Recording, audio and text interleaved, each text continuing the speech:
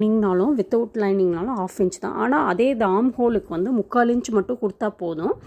ஏன்னா 3/4 இன்ச் அதனால் மாறுபடுமா உங்களுக்கு அப்படின்னு கேட்டால் நம்மளுக்கு கரெக்டான அளவு வந்து செட் ஆகி உட்காந்துக்கணும். இது ஃபார்முலா படி எக்ஸ்ட்ராவே நம்மளுக்கு பேட்டர்னில் வரும் கூட. நம்ம ரெடி அளவுக்கு கொண்டுட்டு வந்துடணும். மார்க்கிங்கில் வந்து கொஞ்சம் கோணமாக தான் வரும். நம்ம அவங்க அளவு ப்ளவுஸ் கொடுத்துருக்க அளவு ப்ளவுஸ்க்கு ஏற்ற மாதிரி கொண்டு வந்துடணும்.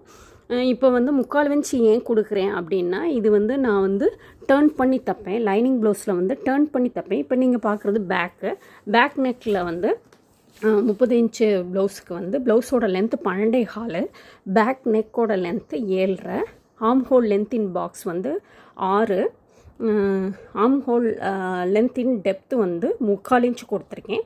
எபெக்ஸ் வந்து 7.5 தான் வரும்.